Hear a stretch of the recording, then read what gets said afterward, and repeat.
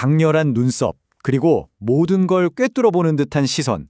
멕시코의 국보급 화가이자 자신의 모든 삶을 예술로 녹여낸 프리다 칼로. 오늘 이 시간에는 그녀의 가장 대표적인 작품들, 바로 자화상을 통해서 그녀의 삶 속으로 함께 들어가 볼까 합니다. 자, 이 숫자 좀 보세요. 55. 이게 뭘 의미하냐면요. 프리다 칼로가 평생 남긴 작품이 한 143점 정도 되거든요. 그중에서 무려 55점이 자기 얼굴을 그린 자화상이라는 거예요. 계산해보면 거의 세 작품 중 하나면 자기 자신을 그렸다는 얘기죠. 엄청나죠? 아니, 도대체 왜 그랬을까요? 왜 다른 무엇도 아니고 그렇게나 자기 자신을 많이 그렸을까요? 오늘 우리가 함께 풀어볼 가장 큰 궁금증이 바로 이겁니다. 자, 그럼 그녀의 삶을 차근차근 따라가 보면서 그 답을 한번 찾아보죠. 모든 것의 시작은 한 사건이었습니다.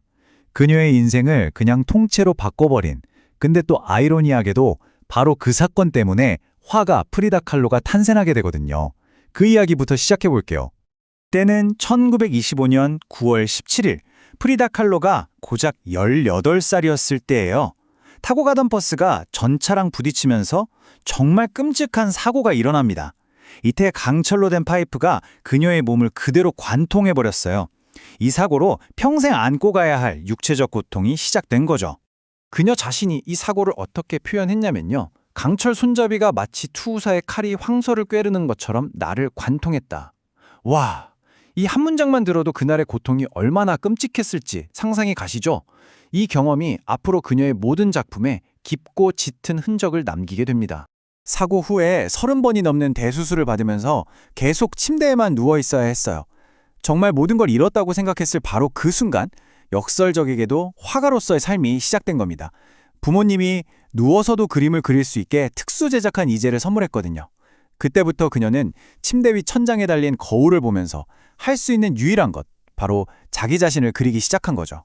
자, 이렇게 부서진 육체의 고통이 그녀 예술의 한 축이었다면 다른 한 축을 담당한 거대한 존재가 또 있습니다.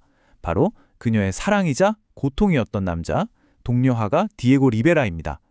이 둘의 관계도 정말 한번 들여다봐야 해요.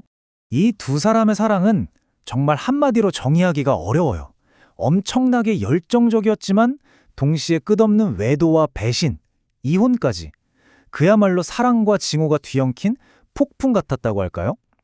그리고 이 모든 복잡한 감정들이 당연하게도 그녀의 캔버스 위에 그대로 쏟아져 나오게 됩니다. 그 감정의 소용돌이를 가장 적나라하게 보여주는 작품이 바로 지금 보시는 두 명의 프리다입니다. 1939년 디에고랑 이혼했던 바로 그의 해 그린 작품이에요. 디에고와의 이별이 그녀에게 어떤 고통이었는지 아마 이 그림 한 점으로 모든 게 설명될 겁니다. 그림을 한번 자세히 뜯어볼까요? 왼쪽에 앉아있는 프리다는 디에고가 사랑했던 모습, 멕시코 전통 의상을 입고 있죠. 손에는 디에고의 작은 초상화를 쥐고 있고 심장도 온전합니다.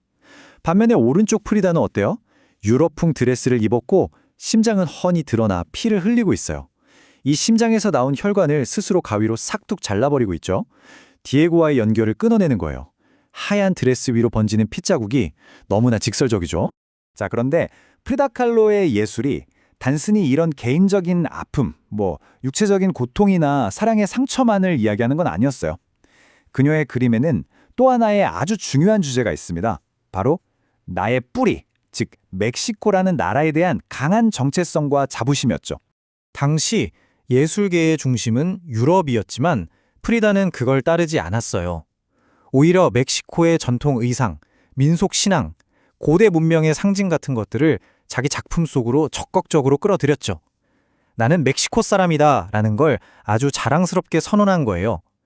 그림 속의 그 화려한 색감이나 이국적인 요소들이 다 그런 맥락에서 나온 겁니다.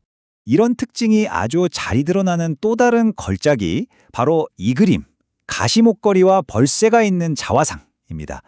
이건 상징의 집합체라고 할 수 있는데요. 한번 풀어볼까요? 먼저 목을 찌르는 가시목걸이.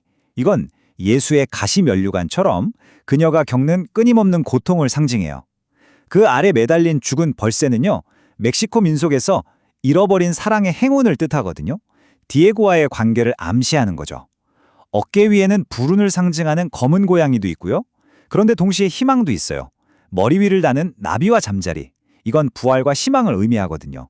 그러니까 이 그림 한 장에 고통, 시련, 불운, 그럼에도 불구하고 희망까지 모든 게 담겨 있는 거죠. 자, 그럼 이제 처음 질문으로 다시 돌아와 보죠. 육체적 고통, 사랑의 아픔, 그리고 멕시코인으로서의 정체성. 이 모든 걸 이야기했는데 그래서 프리다 칼로는 왜 그렇게 자기 자신을 그렸을까요? 그 답은 사실 프리다 칼로 본인이 직접 남긴 말에 가장 잘 나타나 있습니다. 그녀가 이렇게 말했거든요. 나는 너무 자주 혼자이기 때문에, 그리고 내가 가장 잘 아는 주제이기 때문에 나를 그린다. 정말 이보다 더 솔직하고 명쾌한 답이 있을까요? 그러니까 그녀의 자화상은 단순히 나 예쁘지? 하고 보여주는 그런 허영심의 산물이 아니었던 거죠. 이건 생존을 위한 행위, 일종의 투쟁이었어요. 내 앞에 닥친 이 끔찍한 현실, 이 고통을 외면하지 않고 똑바로 마주하겠다. 그리고 이 고통 속에서도 나, 프리다는 이렇게 존재하고 있다는 걸 증명하겠다. 이런 처절한 외침이었던 겁니다. 그녀가 남긴 또 다른 말이 있죠. 나는 꽃들이 죽지 않도록 꽃을 그린다. 와, 이 말을 들으면 그녀에게 그림이 어떤 의미였는지 정말 와닿지 않으세요? 그냥 그리는 게 아니라 사라지고 죽어가는 것들에게 영원한 생명을 불어넣는 행위. 그게 바로 그녀의 예술이었던 겁니다. 결국 자기 자신을 그린다는 건 그녀의 이야기, 그녀의 고통, 그리고 그 모든 걸 이겨낸 불굴의 의지가 결코 죽지 않도록 만드는 일이었어요. 부서지고 상처 입은 자신의 모습을 캔버스에 영원히 새겨 넣음으로써 프리다 칼로는 시간을 넘어 지금 우리에게도 계속해서 말을 걸고 있는 거죠. 마지막으로 이런 질문을 한번 던져보고 싶네요. 만약 여러분이 여러분 자신의 현실을 캔버스에 담는다면 그 그림에는 어떤 모습, 어떤 이야기가 담길까요? 프리다 칼로가 그랬던 것처럼요. 한 번쯤 생각해보는 것도 좋을 것 같습니다.